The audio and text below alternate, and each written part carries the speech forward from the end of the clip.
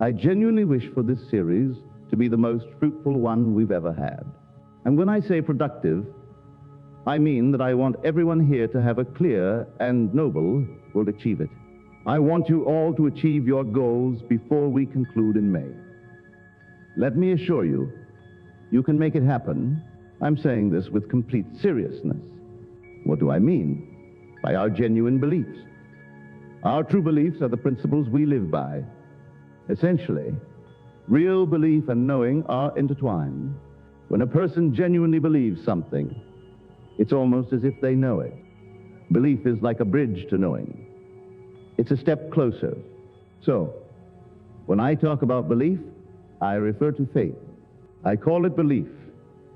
However, belief is not truly complete until it transforms into an actual experience.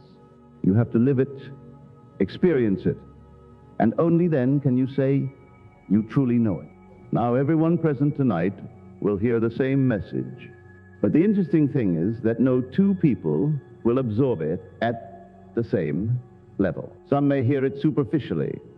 Others will grasp it a bit deeper, and a few will truly resonate with it, absorbing it into the very core of their being. It all depends on where you are when you hear it.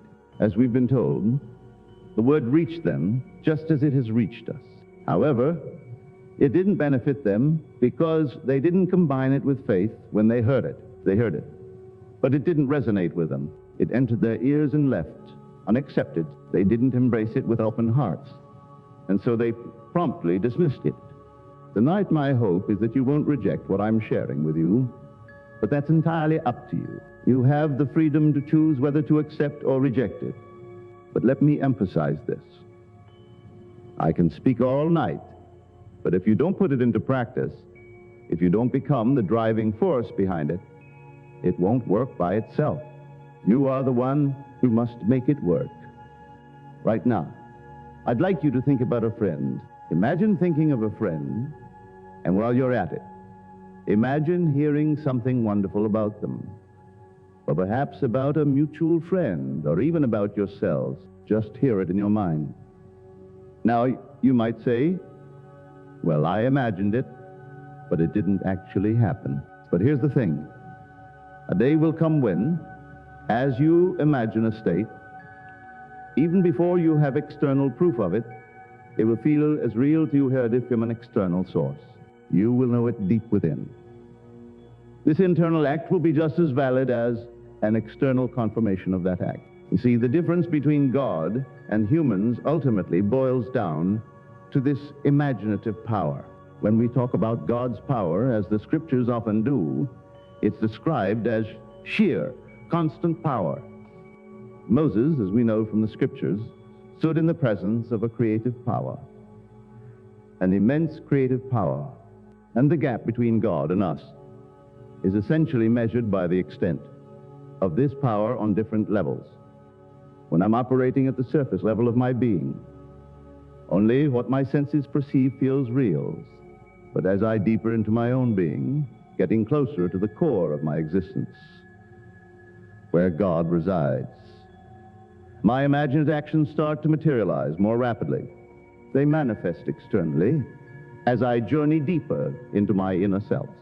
On the surface, it might seem like there's a time gap between my imaginative act and its externalization. But here's the catch. If I believe and have faith, it starts to manifest. However, if I don't believe or have doubts, it may never take an external form. Not once has it ever materialized in my external world when I didn't believe. I've lived in a world, much like many of us, without truly understanding it, not comprehending the underlying mechanisms at play. I want to share a vital message with you, and it's a plea to consider buying your religion wholesale directly from the source. You see, there's no need for intermediaries or middlemen. It's a direct connection between you and the Creator. Don't settle for a retail version with a label in between. Go straight to the maker, to the origin. And where is this source? It's within you. It's your own incredible human imagination, your I amness. That, my friends, is God. Let me share with you a story from last Tuesday. It's about a man named Eddie who had an experience remarkably similar to the one described in the book of Exodus. In that biblical account, when Moses heard the words, "Do not come here," it filled him with awe. Those words are found in the 4th, 5th, and 6th verses of the 3rd chapter of Exodus. So, the Lord said to Moses, "Do not come here." And Moses responded by hiding his face, not out of shame, mind you, but out of sheer fear. He was truly afraid to gaze upon God. And he saw the symbol of God and took off running, scared out of his wits, just like in the identical story. What did he hear? The revelation of God's name. I am. He heard it for the first time. I am. No one was in sight. Then it echoed so loudly that he thought it must be coming from above. He looked up, wondering if it might be some kind of machine. Maybe a helicopter with a pay system broadcasting the name I am. But there was nothing to be seen. And then came the 3rd message. "Don't come up here." Despite his curiosity, he couldn't resist climbing the hill to confront a rattlesnake. It wasn't just any snake. It was a 4-foot-long serpent, fully stretched out, embodying the symbol of God's creative power. However, it frightened him. It becomes evident to a person when they truly look within themselves that they are solely responsible for everything happening in their world, entirely responsible. It becomes clear to some.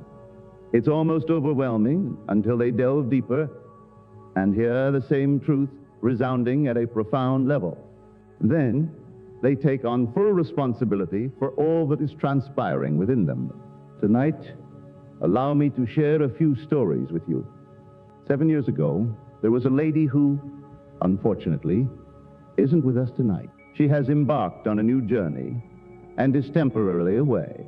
However, when she learned that our thoughts can shape our reality, she had a profound idea. She thought to herself, what if this is true? What if imagining can truly create my reality? I'd love to visit Egypt. The challenge was she had no financial means for such an undertaking. She had always been someone who worked hard for modest earnings, never able to save up enough for a trip like that.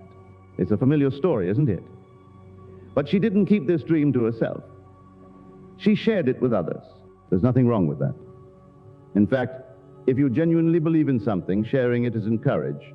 As we're advised in Scripture, go tell no man, but show John, show the world. However, if you don't share it with others beforehand, will they believe you when it comes to pass? They might question your sincerity. But if you share your vision before it materializes, you provide assurance because you've already told them about it beforehand. As the Scripture says, now I'm telling you before it happens, so that when it does happen, you will believe. However, this kind of courage resides deep within oneself, where one understands that the imaginal act has an immediate impact at the very moment it is conceived, even if it hasn't yet manifested in the external world. But not everyone possesses that level of courage and faith in the power of imagination. So she shared her vision. A well-meaning friend expressed skepticism, saying, going for something like that is foolish. You're throwing away your money. It's not grounded in religion. What is it really? He's just feeding you false hopes. Wishful thinking won't transform into reality to them. It seemed absurd, incomprehensible in their eyes. A valid judgment must align with external facts. For instance, if I were to say, isn't this a beautiful dog? But there is no dog present to confirm my judgment, then my assessment would be considered incorrect. That's the perspective they drew from her words, which seemed to echo my teachings. Consequently, they concluded that the whole concept was irrational and senseless. Years passed, and several years have gone by. Now, let me share what transpired just this past week. We secured a job as a nurse, a role that frequently took her to different locations based on where the need arose. One day, she found herself in the vicinity of a friend she hadn't seen or spoken to in over a year. During that time, they had exchanged pleasantries in the form of a birthday card and a Christmas greeting accompanied by a brief note. but they hadn't had a phone conversation or any other form of contact. Being in the neighborhood, she decided to give her friend a call. When her voice quivered with anticipation, she uttered, "Oh, Jan, you can have it. You can have it." In response, Jan replied, all right, I'll take it. What is it? And so this is where the story truly begins. So there's this pre-Lenten bash happening at the Hotel Fleur for Mardi Gras, hosted by the Joseph and Mary Society, a Catholic group. They've got door prizes, you know. The grand prize, a 30-day trip, top-notch, all expenses covered, even stopping at swanky Hilton hotels up in the Northeast. And believe it or not, Egypt's on the itinerary. Now, this lady and her family had already done some serious globe trotting last year, so they weren't too keen on going abroad again this time around. In fact, they'd already locked in their plans to hit up the World's Fair in New York City, opening in April. So, an overseas trip was out of the question. Plus, this ticket only covered one person, not a whole family. Her pal said, "You might as well give it a pass." But then Jen piped up and said, "You know what? I'll take it." And she called me up and told me the whole story. A tale that seemed to be on hold for 7 long years. She's still got that ticket, though. And if she ever decides to use it, she's got herself a first-class journey to the Northeast, Egypt included, with everything covered. You see, she believed. Maybe along the way, her faith wavered a bit. Perhaps she even tried to justify it by saying, "Maybe I don't really want it." But somehow, in its own sweet time, it resurfaced. I urge you not to discard your dreams and believe that they are unattainable in this peculiar, mundane world dominated by external realities. Every dream has the potential to become a reality.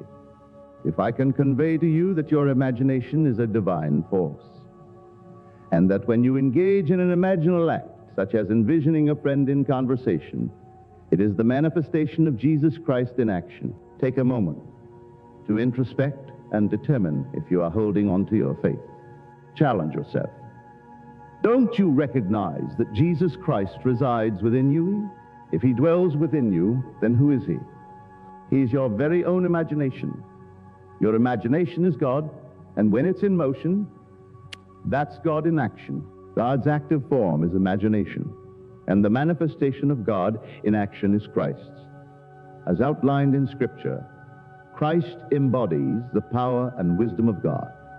Therefore, I say to you, true belief in Jesus Christ is within everyone's reach. There may be 1 billion people who claim to believe in Jesus Christ, yet they genuflect before lifeless objects made of wood, marble, clay, or something other than a living God. Consider, for instance, the recent passing of the King of Greece, who has brought what was deemed a sacred icon upon his death. In the eyes of God, a king is no different from any other person.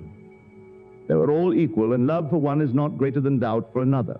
To what extent have these individuals truly grasped the Word of God and embraced genuine faith? So as he lay there, on the brink of death, surrounded by a holy icon, it didn't bring the desired result.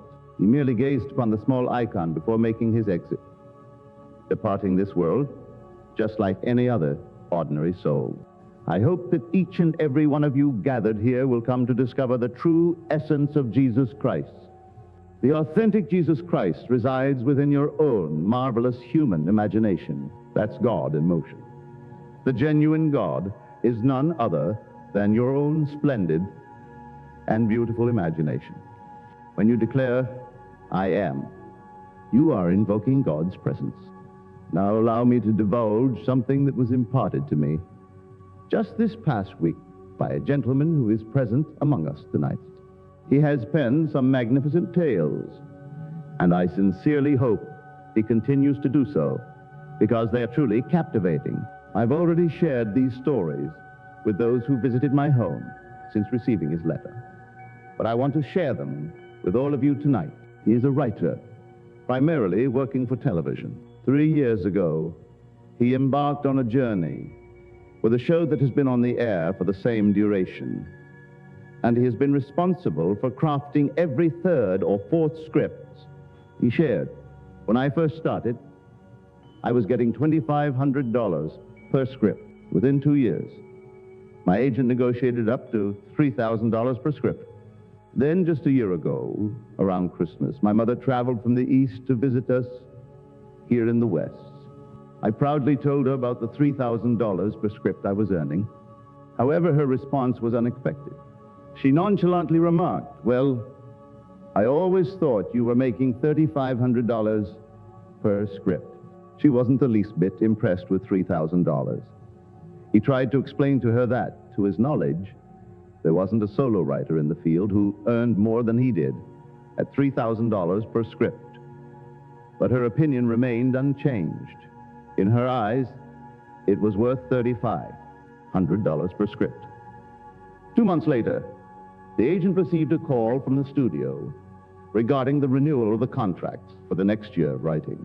Before meeting with the studio executives, the agent knew he needed to consult with the writer. He expressed his opinion to the writer, suggesting that they shouldn't seek a higher rate. After all, they had already negotiated an increase from $2,500 to $3,000 per script, and it wouldn't be wise to overprice themselves and risk losing the opportunity. The writer concurred with the agent's perspectives. Their relationship with the producer was amicable, so why jeopardize it by asking for more than what had already been agreed upon? And so they reached a mutual understanding. The very next day, following their agreement, a conference was convened to discuss story matters, an important story conference.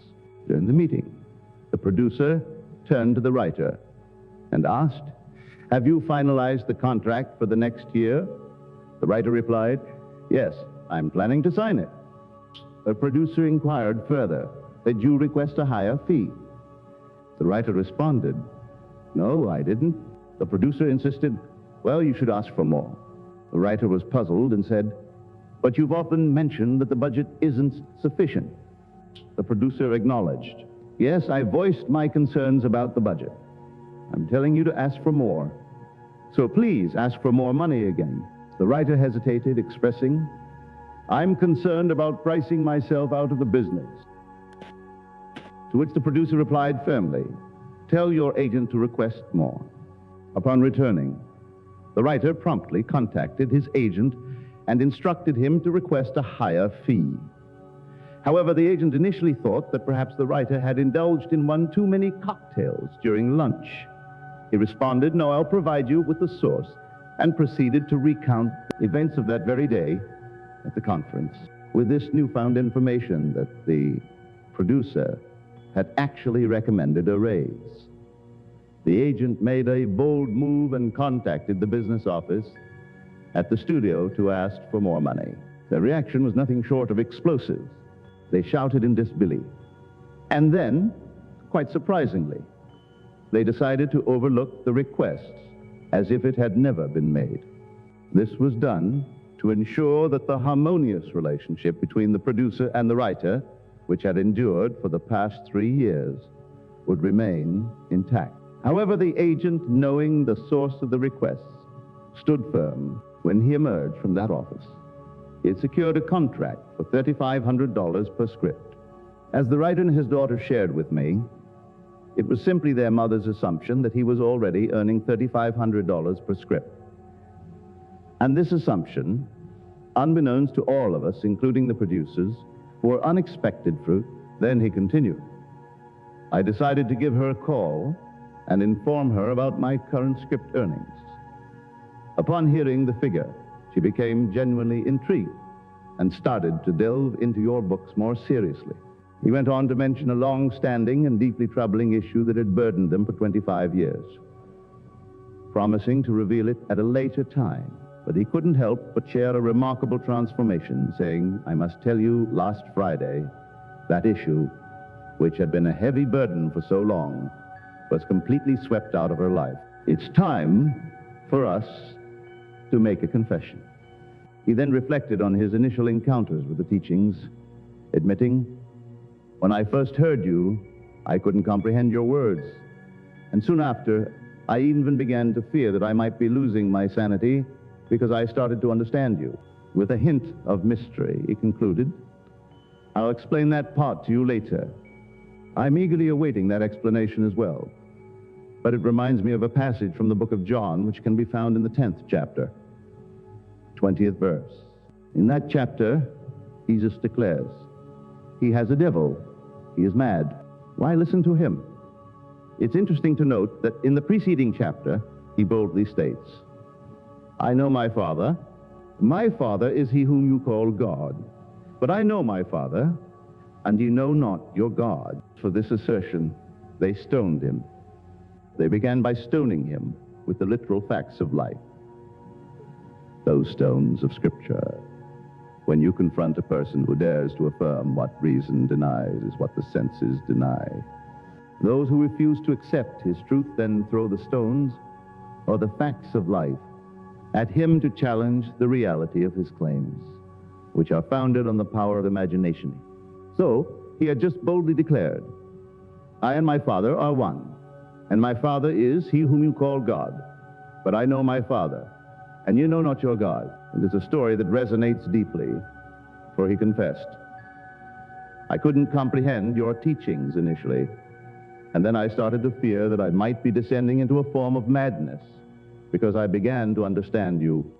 This journey leads you into an entirely different realm, where surface-level reasoning often struggles to prevail over the profound belief in the inner reality you're creating. The key, he emphasized, is to share your aspirations and beliefs with others before they come to fruition. If you keep them to yourself and only reveal them afterward, people may question your integrity. However, if you confide in them beforehand and possess enough faith, you can confidently go about your business. But if your faith falters, they will pester you and continually inquire, what happened to that certain home, that specific job, that designated sum of money you said you were going to manifest? Where is it? They persistently inquire, casting stones or the facts of life at you. Now let me share something with you, and I urge you to listen carefully. It's a rather lengthy letter, and the writer is bringing forth certain points that you may have overlooked. You see, what we are striving to do here is to uncover all the intricate facets of the world's greatest secret. The secret of imagination. As Fawcett aptly put it, the secret of imagining is the greatest of all problems, to the solution of which all should aspire. For supreme power, supreme wisdom, and supreme delight lie in the solution of this far-off problem, this great mystery. And in this letter, he shed some light on it, as best as I can recollect. It was a rather extensive typewritten letter spanning 4 pages, but let me distill some of its key points for you. When I first encountered my producer 3 years ago, he presented himself as an exceedingly composed and restrained individual. Reserves would indeed be the apt term to describe him. Very reserved. It's important to note that he was a far cry from the exuberant enthusiasm I had previously encountered in my professional associations. He was remarkably reserved, to the point that he had difficulty expressing anything in superlative. In fact, the most effusive praise he could muster was the simple word, good. When I submitted my scripts, his highest accolade was, without fail, good. I made up my mind to change this situation. So I lay down on my bed, and I distinctly heard him saying to me, "Great, just great." Now, the curious thing was, I hadn't even begun working on the script at that point. I had merely handed him a script, and he had, in his usual manner, deemed it good. Now I was in the process of working on the next script, replaying it over and over in my mind, when suddenly I distinctly heard him utter angrily, "Great, just great." This took me by surprise because at that point I hadn't even started the new script. While I was still pondering this, my phone rang. It was the producer on the other end, and he was telling me that the script he had previously labeled as in woods, good had now transformed into great, just great. It caught me off guard because I was expecting this praise to be directed at the new script. which I hadn't even begun working on.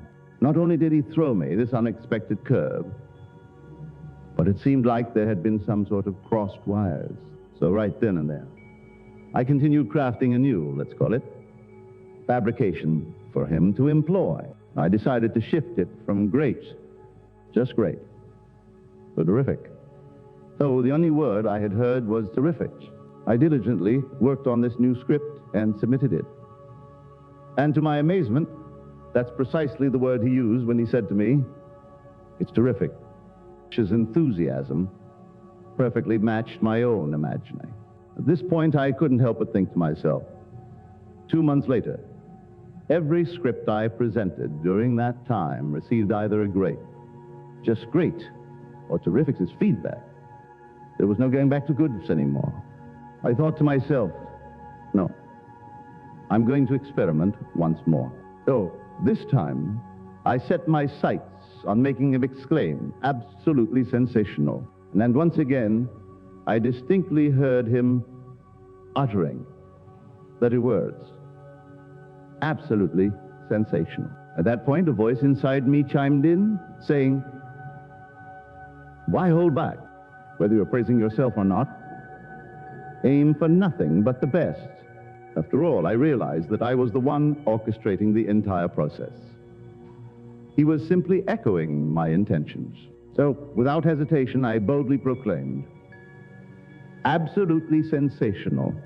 I completed the script, brought it to him, and eagerly awaited his response. To my surprise and dismay, he simply pronounced it as good. I was taken aback, almost feeling as though I might tumble out of my chair. It wasn't the outcome I had envisioned, and I couldn't help but wonder what had gone wrong. His comment echoed in my mind. You know how authors hate ad-libbing in the theatrical realm. This term is laden with meaning. It refers to the situation when an author writes a play and an actor, in a fit of overconfidence, believes they know better than the author. They start changing the script on the fly, ad-libbing lines, or perhaps even forget their lines and try to improvise. Yet no matter how clever the actor may think they are, it never flatters the author. The author, after all, believes they understand better than anyone precisely what should be uttered in that very moment. As mentioned in his letter, he wrote, "You know how authors hate ad-libbing?" So, following that thought, when the script needed some trimming, he entrusted me with a portion to cut. I took this section home and meticulously performed the edits, all the while carrying a somewhat petulant disposition. I didn't even bother revising his words. I sent it back exactly as he had penned it. However, what transpired the very next day was nothing short of astonishing. He rang me up and, with great enthusiasm, declared over the wire, "It's absolutely sensational. Now here is the crucial point that demands your keen attention." He shared my experience with the producer left me deeply perturbed. Initially, hearing or occasionally contemplating the idea that all that we perceive, though it may appear external, actually resides within our imagination, of which this mortal world is but a mere reflection.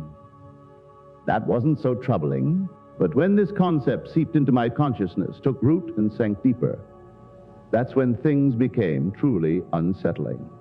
It was the realization that this concept is undeniably true, that the very producer who plays such a pivotal role in the creation of this remarkable series and is investing vast sums, he has the resources, Spain, and the wisdom to manage it. Had to actually verbalize the words that this writer was penning for him. He continued, "When I first met him, he was astonishingly reserved, almost incapable of expressing any superlatives. He couldn't bring himself to praise anything beyond the word good. However, over time, he evolved from good to great, just great, terrific, and finally, absolutely sensational. This transformation is nothing short of remarkable, especially considering his initial reserves. When this particular writer looks back at what he accomplished with that man, he reflects, you know, it really troubled me. It troubled me because I had to transform my external world only insofar as I could transform myself internally. The challenge was monumental. After all, it involved not just remaking myself, but also reshaping the entire world as I knew it. However, I eventually arrived at a solution. Instead of fixating on who I might become years down the line, I adopted a different approach. I decided to paint a portrait of myself, recognizing that portraits aren't created in a single brushstroke. So I decided to take it step by step.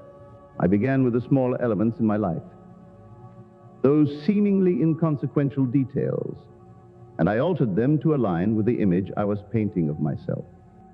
I embarked on my journey of transformation with something seemingly small, a cat. We used to have a cat, and it had a peculiar habit of shredding our rugs to bits. All the rugs in our home were reduced to tatters.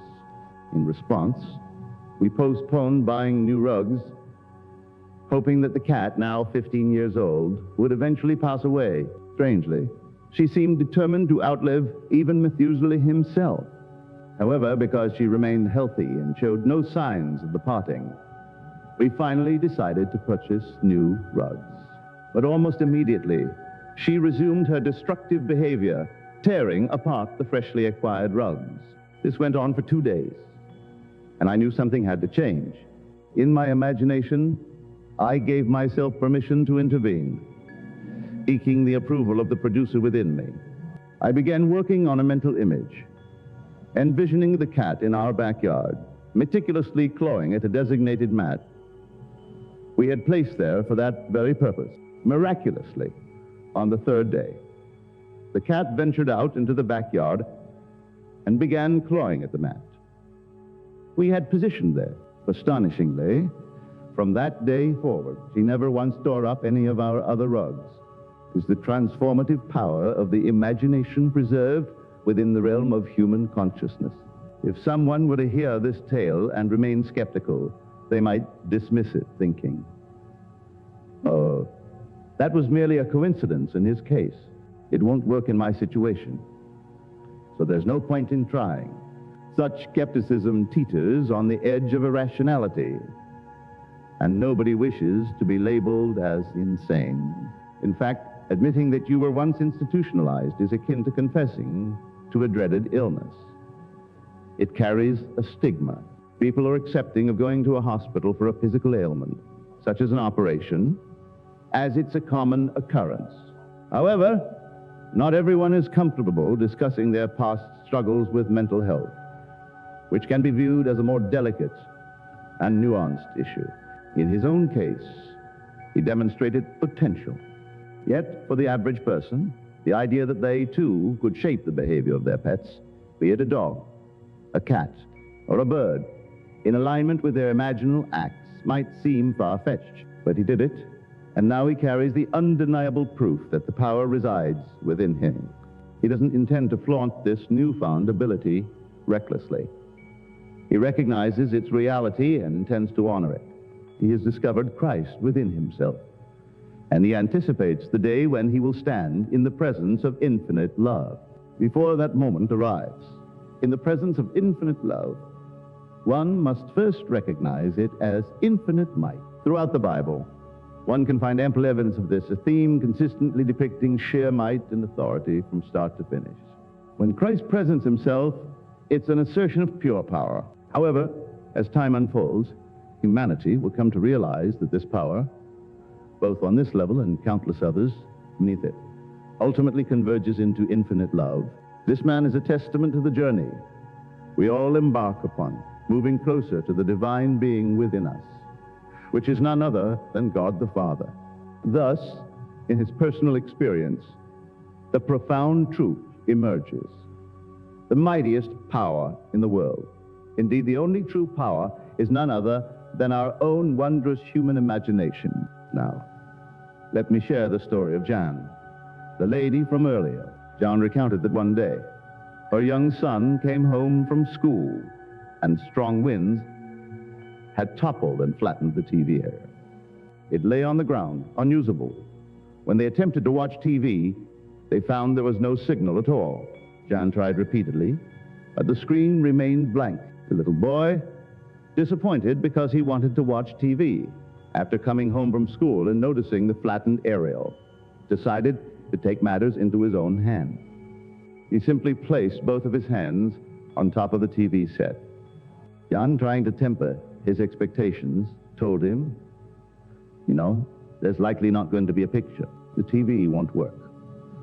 The little boy, undeterred, "Oh, it will work. I'll make it work with my imagination."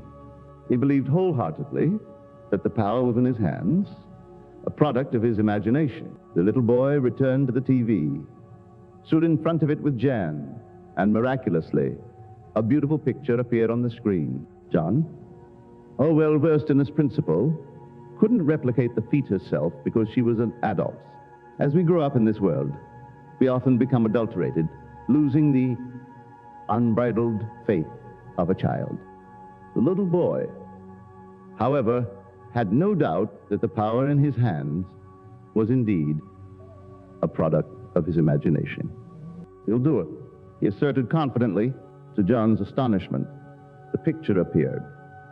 But the boy simply looked at it without any surprise, bewildering those who witnessed this remarkable display of faith.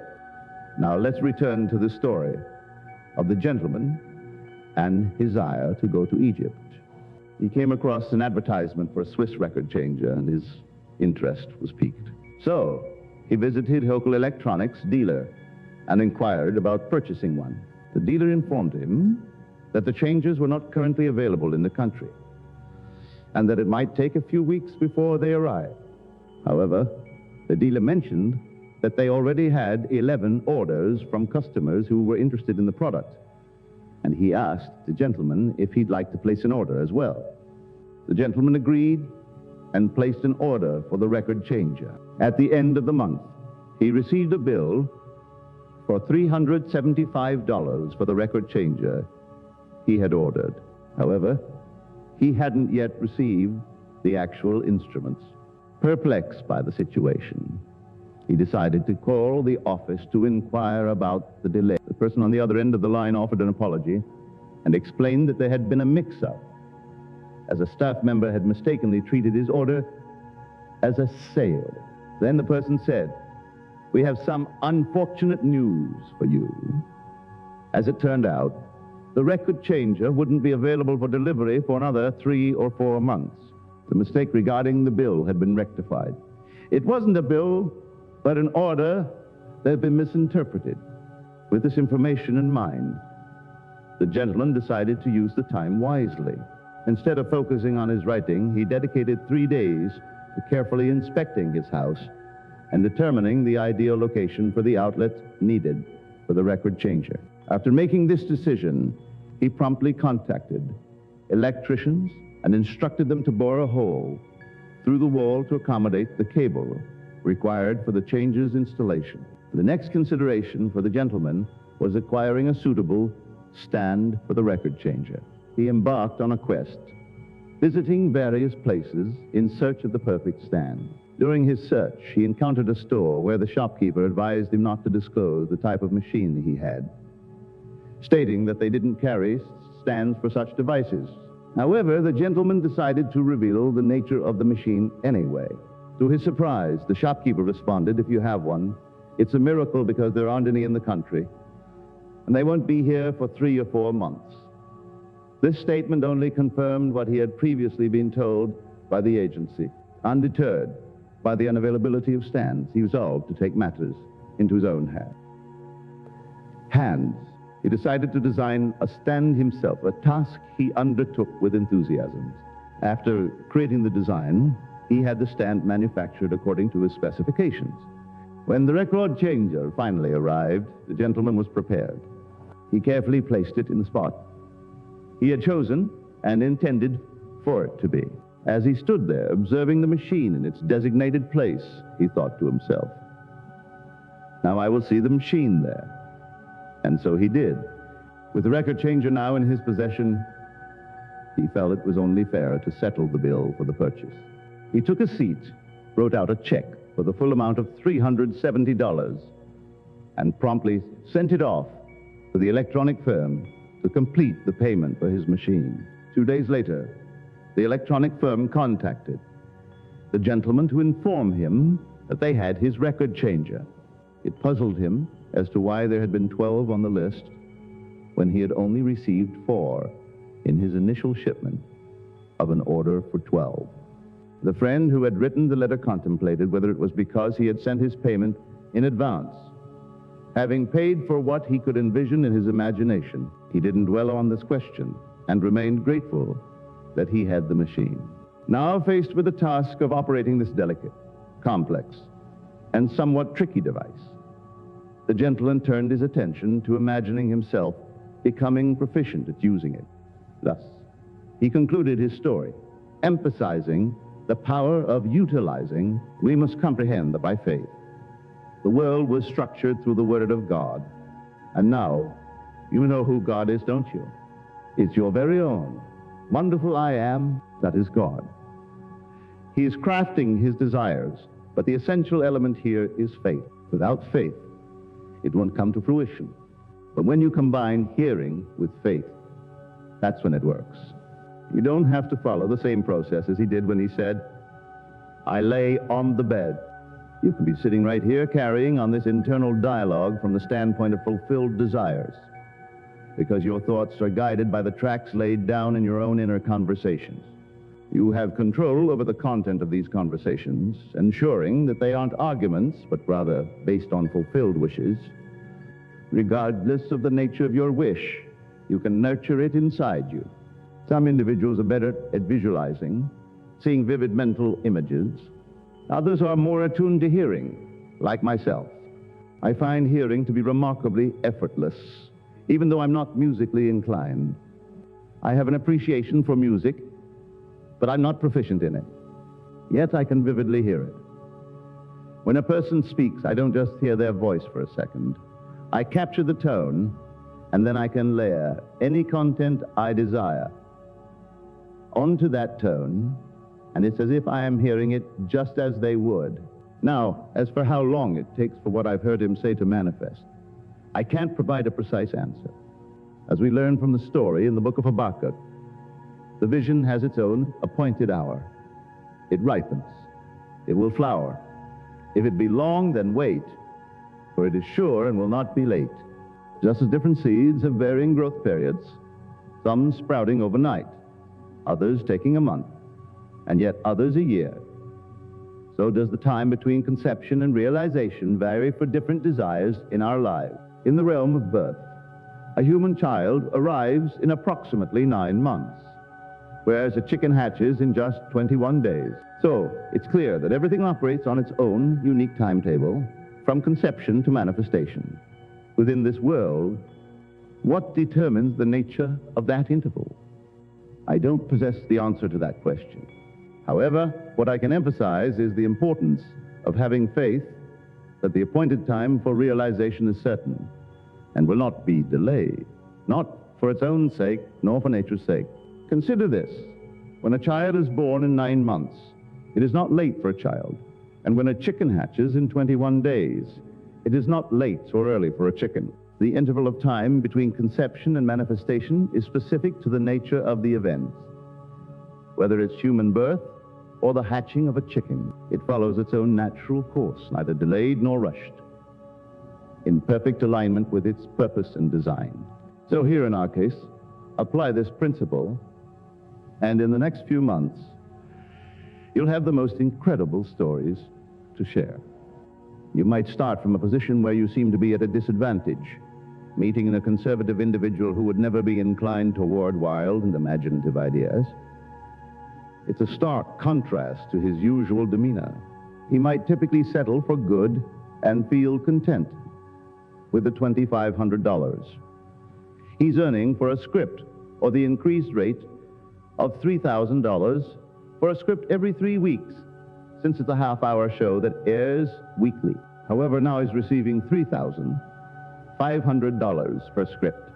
Despite his non-explosive nature, you manage to make him explode with excitement, gradually raising him from good to great, then to just great, terrific, and finally, to the peak of enthusiasm. He mentioned in his letter that this transformation has strengthened and warmed their friendship. So, I encourage you to do the same in your own life. It doesn't matter what you desire in this world. Understand what you want. Create a mental scene that implies the fulfillment of your dream, and then engage in inner conversations that align with the assumption that your desire has already been realized. This method can work wonders in manifesting your desires and transforming your reality. If you can combine visualization with auditory imagination, like having a TV set in your mind, that's even better. However, not everyone can easily visualize, but even if you can't, working with auditory imagination is quite simple. But when you do start to visualize, it's a thrilling experience, being able to see things vividly, as if in a dream while you're fully awake, is like a dream come true. When you return from that inner state, where you've already witnessed your desire fulfilled, you have no doubts or fears. You know it's done because you saw it and heard it so clearly. Now, when you meet someone who is struggling and asks for your assistance, create a mental scene where they tell you that they have already received what they sought, as if it's already theirs. Then release it. Don't take any physical actions to make it happen. Don't pick up the phone to call someone, hoping for their intervention. Just let it be. Trust that it will manifest in its own time. Just have faith in the reality of your imaginal act. Once you've gone to the end and experienced it vividly, you can let go of any concerns about the means to bring it about, as those means won't deny the end you've already reached. You've moved past conception into birth, and you've seen and heard it so clearly. Now leave it be and let it work. I assure you, it will work. And then you will discover God as you approach the final stretch. Leaving behind this world and age, you'll experience a series of mystical, mind-boggling encounters.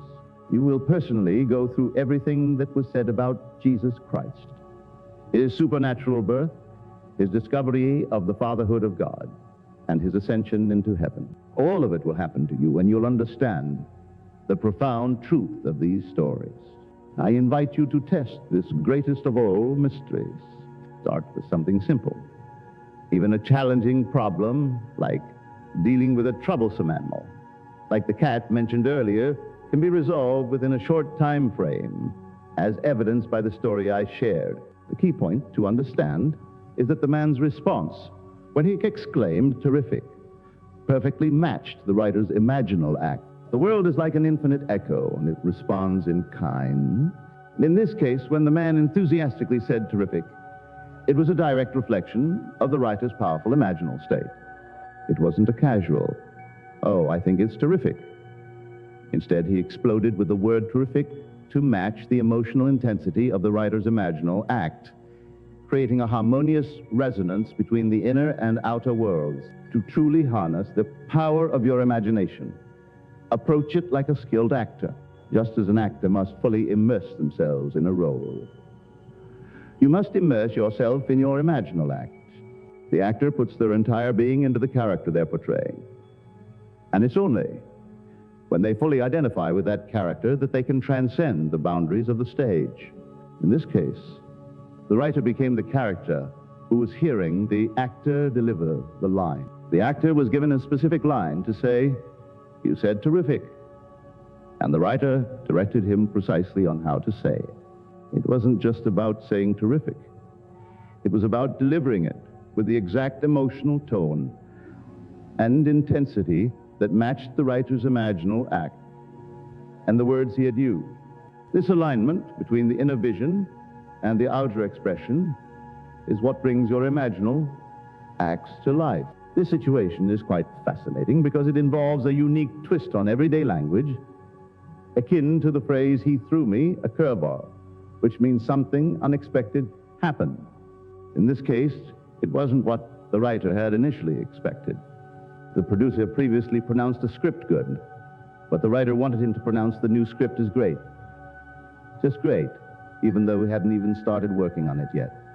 What's particularly intriguing is how the producer seemed to anticipate the writer's request, almost as if he had time traveled back and applied the new label to the old script. Then, when the writer took it a step further and changed the label to terrific, it revealed the incredible capacity of imagination to shape and influence reality.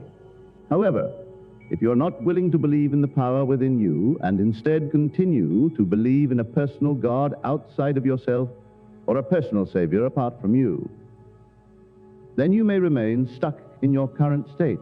But I encourage each one of you to genuinely believe in this concept and give it a try. If I've shaken your belief in an external, separate God or Savior, I don't apologize, because I know what I'm telling you is true. I'm not just speculating. I'm speaking from my own personal experiences. So when I take this step forward and tell you that I've experienced the reality of God, I wouldn't care what the entire world thinks or says about it. If they ask, did you truly stand before God or have God stand before you, looking into the face of men, I would confidently reply, yes, I did. And that God is the essence of man, the spirit within, which takes on the perfect form of man to express itself in this world. When you understand that I'm as the true form, that form is man, it's similar to the story of the little girl who excitedly told her grandmother, last night in my dream, I went up to the sun, and you know what? He has a face, hands, and feet. The ocean, the vast ocean, talked to the sun, and the sun came down to earth. He has legs, and he can walk. He walked right over to me and kissed me on the cheek, and it was hot. Isn't that a silly dream, Grandma? But it's not silly at all, it's true. There is nothing but God, and God is in the form of man. So when William Blake was asked, when you see the sun, do you see a big blazing ball? He replied, no, I see a host of angels crying, holy, holy. He portrayed God as man, because there is nothing but man, as man and God are one, and God is in the form of man. I encourage you to take what I've shared with you tonight, take it home, and put it into practice. It doesn't cost you anything, but some effort and the time you spend doing it. However, remember this, when you do it, believe in it with all your heart, just as the words, the world was spoken to them, was spoken to us. But it didn't profit them because they lacked faith. And this applies to those who heard it as well. So when you embark on this practice tonight, do it with the understanding that it, in itself, is a creative act, that imaginal act. Be faithful to it. Understand that faith doesn't give substance to the unseen reality. Instead, faith is your loyalty to that unseen reality. You've made a pledge, and now you're being loyal to that unseen reality. Now, let's address some questions. The three tests we've discussed are drawn from quotes in the book of Deuteronomy. In this world, the only devil you'll encounter are the facts of life and the doubts of man. If you could personify doubt and allow it a voice, it would bombard you with all the facts of life that contradict your dream. Your dream, however, was already a reality before taking a concrete form. Doubt will say to you, what if you believe you can achieve all these things? Throw yourself down, for he has given the angels the power to lift you up.